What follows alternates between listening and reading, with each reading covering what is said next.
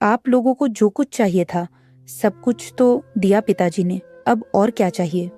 मुझे यहाँ रहने दीजिए, नहीं तो पिताजी को बहुत ठेस पहुंचेगा। उनको लगेगा कि उन्होंने अपनी बेटी की सुख के लिए कुछ भी नहीं किया। पहले से ही बहुत कुछ सहा है पिताजी ने, अब उनको और दुख मत दीजिए।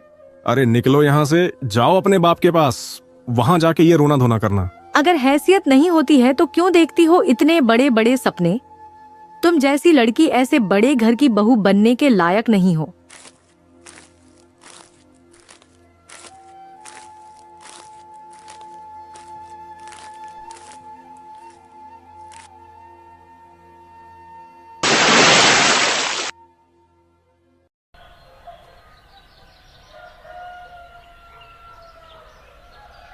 प्रतापगढ़ नामक गांव में एक लालची परिवार रहता था।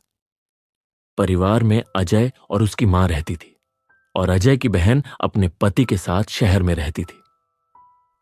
अजय स्वभाव से गुस्से वाला था और उसकी मां बहुत लालची किस्म की औरत थी। अजय गांव में ही अनाज की दुकान चलाता था।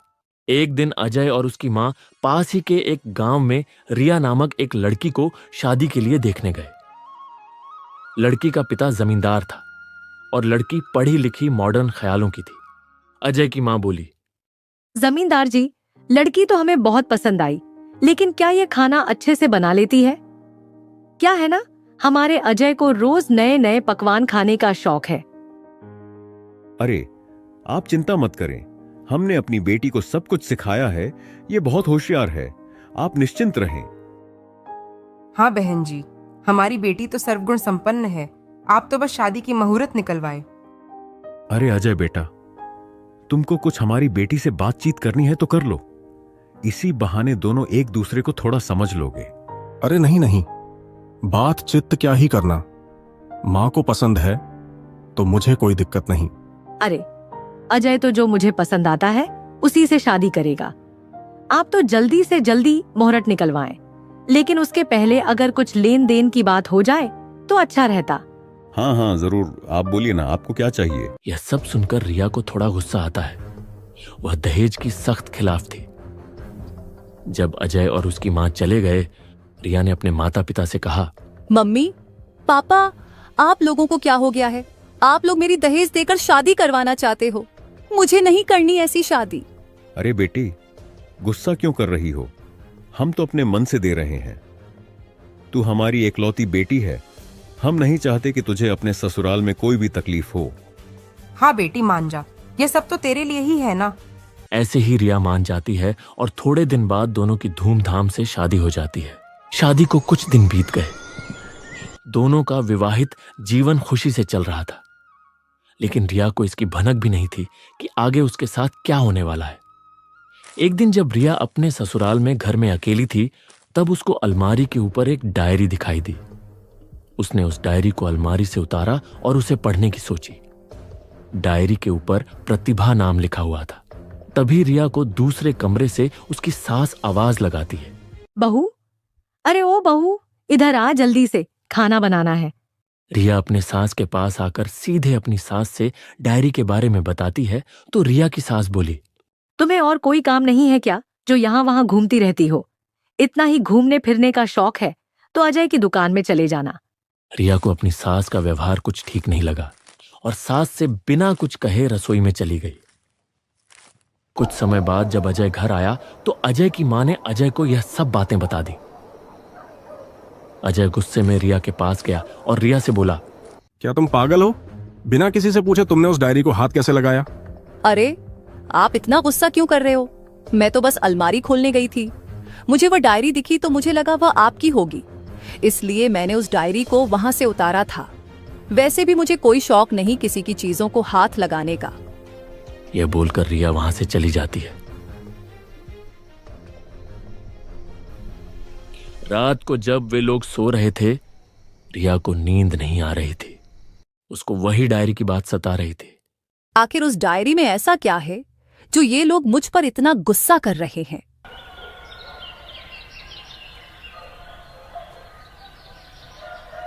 अगले दिन जब रिया कमरे में अकेली थी तो रिया उस डायरी को फिर से पढ़ने के लिए लाती है।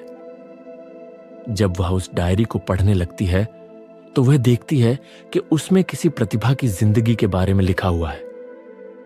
रिया अकेले डायरी पढ़ ही रही थी कि अचानक उसकी सास उसे डायरी पढ़ते हुए देख लेती है, लेकिन रिया को इस बारे में कुछ पता ही नहीं चलता।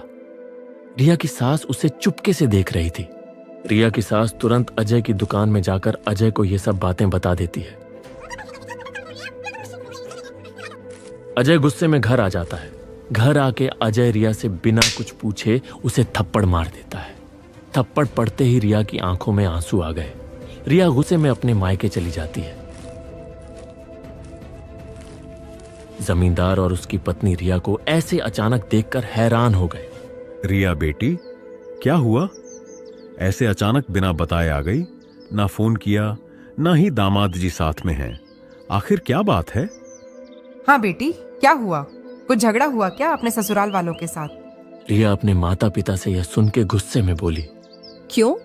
क्या अब ये घर मेरा नहीं रहा? मैं क्या यहाँ नहीं आ सकती? यह बोलकर रिया घर के अंदर चली गई। कुछ समय बाद जमींदार और उसकी पत्नी अपनी बेटी रिया का गुस्सा शांत होने पर उसके पास जाके उससे पूछा, बेटी, क्या हुआ? हमें भी कुछ नहीं बताएगी? हम तो तेरा भला सोचते हैं, ऐसे गुस्सा मत कर। भला सोचते हो? अगर आप लोग मेरी भला ही सोचते तो उस घटिया परिवार में मेरी शादी नहीं कराते। अरे अपने पिता से कोई ऐसे बात करते हैं क्या? तू बोल तो सही, हुआ क्या है? रिया ने पूरी बात उन दोनों को बताई। रिया की बात सुनकर वे लोग बोले, बेटी, ऐसी छोटी मोटी नोकझोंक तो हर घर में होते ही रहते हैं। इतनी सी बात पर इतना गुस्सा नहीं करते बेटी। हाँ बेटी, जो हुआ सो हुआ। तू जल्दी से जा और उन लोगों से बात ना मानने की माफी मांग ले, और कभी बिना बताए उस डायरी को हाथ मत लगाना। वे लोग तेरे भले के लिए ही बोलते होंगे।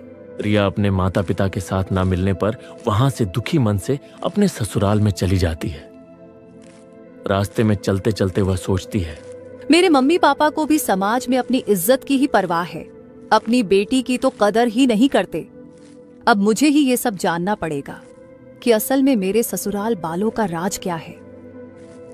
रिया के ससुराल पहुंचते ही उसकी सास ने खरी खोटी सुनाते हुए कहा, अरे बहू, बड़ी महारानी बन के मायके गई थी ना, अब क्या हुआ? क्यों लौट आई? रिया को यह सुनकर बहुत गुस्सा आया, लेकिन वह अपने आप को शांत करते हुए घर के अंदर चली गई। ऐसे ही कुछ दिन बीत जाते हैं, लेकिन रिया को हर दिन वो डायरी पढ़ने का ख्याल मन में आते ही रहता था। रिया को जानना था कि उस डायरी में क्या लिखा था। एक दिन जब रिया सब्जियां खरीदने बाजार गई तो बाजार में उसे उसकी एक पुरानी दोस्त मिली जो उसी की ससुराल के गांव की थी। उसका नाम प्रिया था और वे दोनों कॉलेज में एक साथ पढ़ते थे। प्रिया रिया का हालचाल पूछते हुए बोली, अरे रिया, कितने दिनों बाद मिली हो? क्या कर रही हो आजकल? और तुम हमारे गांव में क्या कर रही हो? मेरी तो यहाँ शादी हुई है। तू बता, तू यहाँ क्या कर रही है? मैं तो इसी गांव की हूँ। बस मैं पढ़ाई खत्म करके शहर में ही मेकअप आर्टिस्ट के काम में लग गई थी। तू तो जानती ही है, मेरे घर की आर्थिक स्थिति कुछ ठीक नहीं है, इसलिए बाबा की मदद के लिए मैं भी थोड़ा पैसा कमाने में मदद करती हूँ।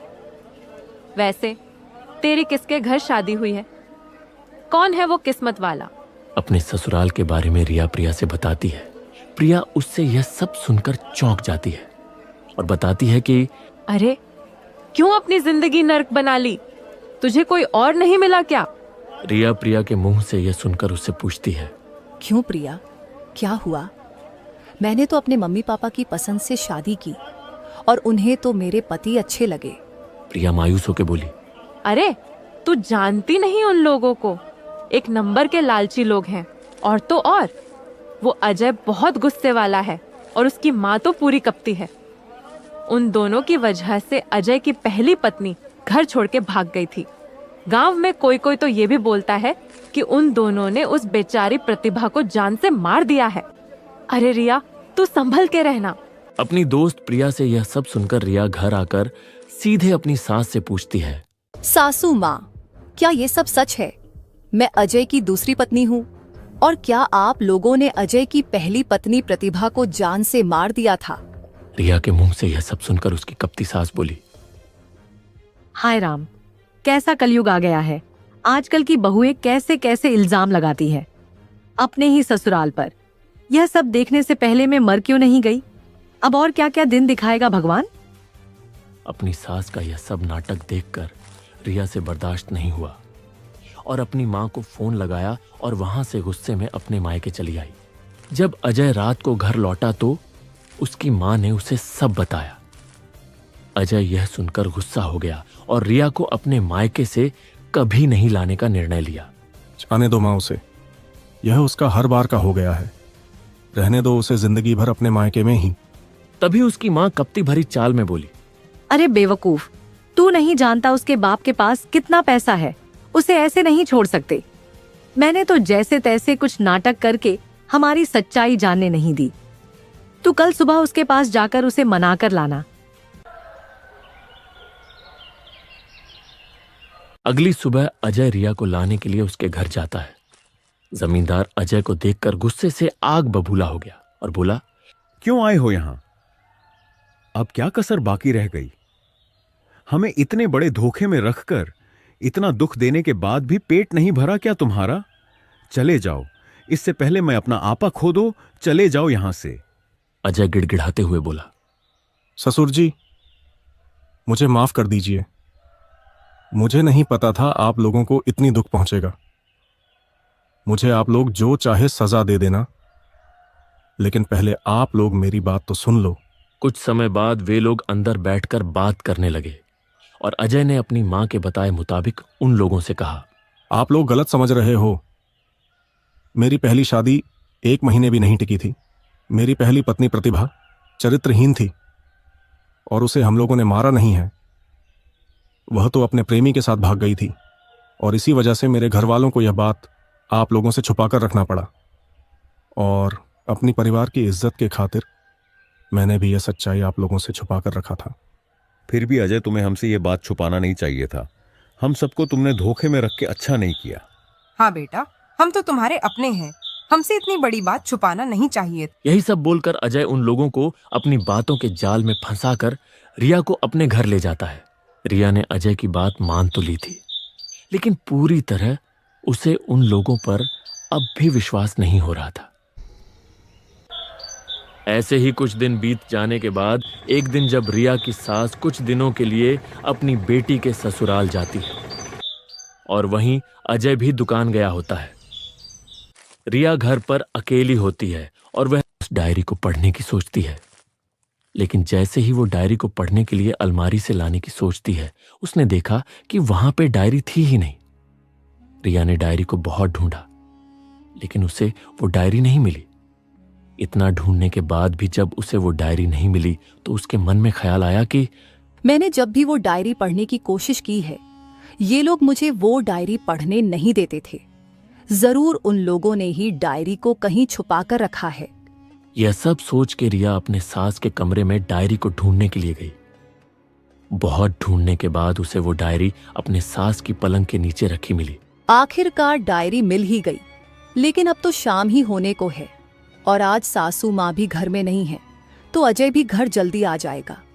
मुझे डायरी को अभी नहीं पढ़ना चाहिए।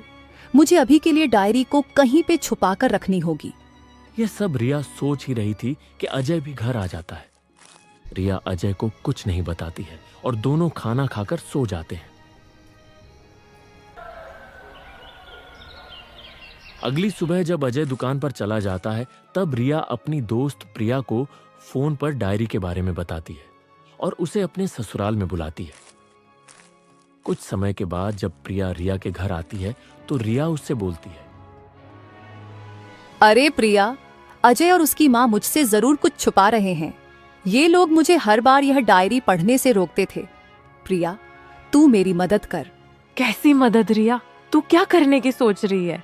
देख, मुझे ये डायरी उन लोगों के चलते ज्यादा पढ़ने का तो मौका नहीं मिला, लेकिन मैंने इस डायरी के कुछ पन्ने पढ़े थे और मुझे पता चला कि इस डायरी में प्रतिभा की जिंदगी के बारे में लिखा हुआ है और तू भी उस दिन प्रतिभा के बारे में मुझे बता रही थी।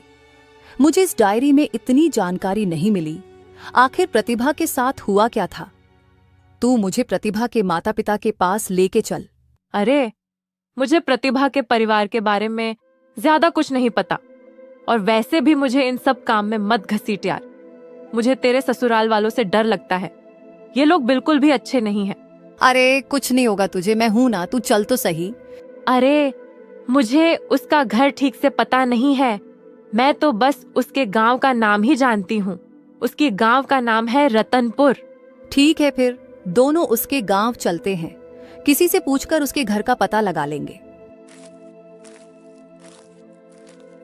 ऐसे ही दोनों रतनपुर गांव की ओर निकल गए। दोनों ने गांव वालों से पूछकर प्रतिभा के घर का पता लगा लिया। जब वे प्रतिभा के घर पहुंचे तो उन्होंने देखा कि घर एकदम सुना पड़ा था, जैसे लगता था कि उस घर में कोई रहता ही नहीं था। दोनों को घर के सामने खड़े देखकर एक बुजुर्ग आदमी उन्हें बोलता है, तुम दोनों यहाँ इतने समय से खड़े हुए हो, कुछ काम था क्या? कहाँ से आए हो तुम लोग? चाचा जी, यहाँ पर प्रतिभा के माता पिता रहते थे ना, कहाँ गए वो लोग? घर देखकर तो ऐसा लगता है कि यहाँ बरसों से कोई नहीं रहता। हाँ बेटी, यहाँ रहने के लिए कोई बचेगा तो ही कोई रहेगा ना। प्रतिभा की माँ तो प्रतिभा के जन्म लेते ही स्वर्गवासी हो गई, और प्रतिभा का पिता श्यामलाल बहुत भला आदमी था बेचारा। उसने कभी भी अपनी बेटी को कोई तकलीफ नहीं होने दी। बहुत प्यार करता था वो अपनी बेटी से। उसने बरसों से कड़ी मेहनत करके अपनी बेटी की शादी करवाई थी, लेकिन जिस घर में उसकी बेटी की शादी हुई थी वे लोग बहुत लालची और क्रूर थे। दहेज के लिए वे बार बार बेचारी प्रतिभा को परेशान किया करते थे, और एक दिन वह अपने ससुराल से अचानक गायब हो गई, और उसके ससुराल वालों का कहना था कि वह अपने किसी प्रेमी के साथ भाग गई। और जब यह खबर बेचारे श्यामलाल को मिली तो बेचारा सह नहीं पाया और वो भी इस दुनिया को छोड़ के चला गया। यह सब जानने के बाद रिया और प्रिया को बहुत दुख हुआ और दुखी मन से वे लोग घर की ओर निकले। रास्ते में रिया प्रिया से बोलती है, प्रिया, कितने जालिम हैं मेरे ससुराल वाले। दहेज के लालच में बेचारी प्रतिभा को इतना परेशान किया कि उसने खुदकुशी कर ली। मुझे तो उन लोगों पर बहुत गुस्सा आ रहा है। मैं उन लोगों को सजा दिलवाकर ही रहूंगी, नहीं तो उन लोगों के हाथों मैं भी दहेज का शिकार बन जाऊंगी। बहुत हो गया उन माँ बेटों का, हमें कुछ करना पड़ेगा। हाँ, तुम सही कह रही हो, लेकिन हम करेंगे क्या? हम लोगों के पास कोई सबूत भी तो नहीं है उन लोगों के खिलाफ। हाँ, तू बात तो सही बोल रही है। यही सब बात करके दोनों मायूसी भरी मन से घर लौटे। दोनों जब रिया के कमरे में गए तो बिस्तर पे डायरी को देख रिया अचानक बोली, प्रिया, मुझसे एक गलती हो गई यार। क्या हुआ? कैसी गलती?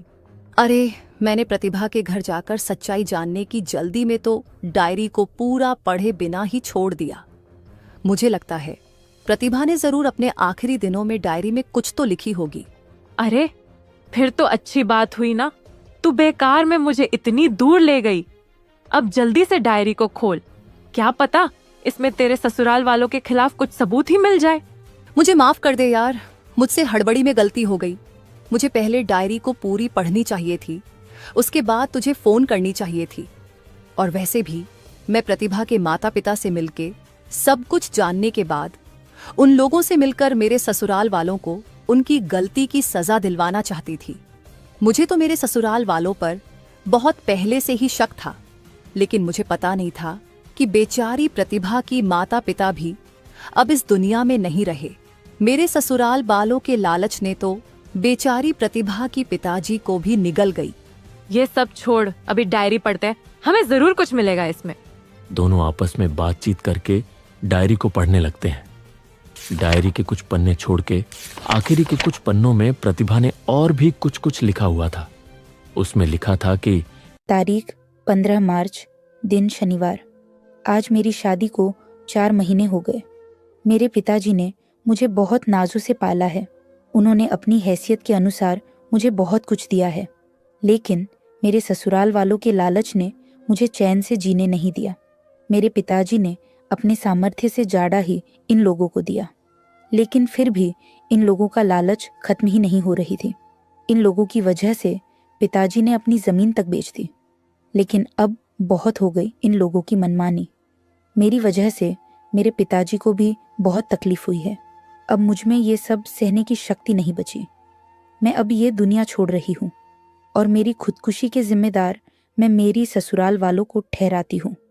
अगर ये डायरी कोई पढ़ रहा होगा तो इसका मतलब मैं इस दुनिया से जा चुकी हूँगी। जो भी इसे पढ़ रहे हैं, मुझ पर हुए अत्याचारों की सजा इन लोगों को जरूर देना। यही मेरी आखिरी इच्छा होगी। ये पढ़ के रिया और प्रिया की आंखों में आंसू आ गए। रिया को तो बहुत गुस्सा आया, लेकिन प्रिया उसको शांत कराते हुए बोलती है, रिया सुन, अभी गुस्सा करके कोई फायदा नहीं है। हमें प्रतिभा को इंसाफ दिलाना पड़ेगा। हम जाके ये डायरी सबूत के तौर पे पुलिस को देके इन घटिया लोगों को पकड़वा सकते हैं। गुस्सा ना करूं प्रिया, देख तो कैसे घटिया लोग हैं ये।